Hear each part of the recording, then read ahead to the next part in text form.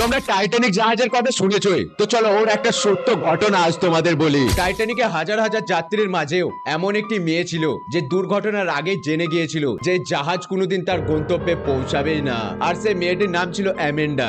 সবসময় কালো পোশাক পরতো, একা থাকতো, আর সে তার হাতে একটি লেদারের ব্যাগ নিয়ে ঘুরতো। তার অদ্ভুত আচরণের ফলে ফার্স্ট ক্লাসে গুজব ছড়িয়ে পড়ে যে এই মেয়েটি নাকি ভবিষ্যৎ দেখতে পারে। 14 এপ্রিলের রাতে একজন ক্রু মেম্বার তাকে আইস ব্যাগের দিকে তাকিয়ে থাকতে দেখে। যখন সে ক্রু মেম্বার তাকে জিজ্ঞাসা করে তখন অ্যামেন্ডা তাকে কিচ্ছু বলে না, সেখান থেকে চুপচাপ পালিয়ে আসে। পরে যখন জাহাজ ডুবতে শুরু করে তখন লোকজন নিজেদের প্রাণ বাঁচাতে দৌড়াচ্ছিল, কিন্তু অ্যামেন্ডা শান্তভাবে জাহাজের উল্টো দিকে যেতে শুরু করে। কেউ তাকে লাইফ বোর্ডে উঠতে দেখেনি, আর বেঁচে যাওয়া যাত্রীরা দাবি করেছিল তাকে জাহাজের একই সময়ে বিভিন্ন জায়গায় দেখা গেছে। কিছুদিন পর সে অ্যামেন্ডার হাতে থাকা লেদারের ব্যাগটি সমুদ্রের একটি তীরে পাওয়া যায়।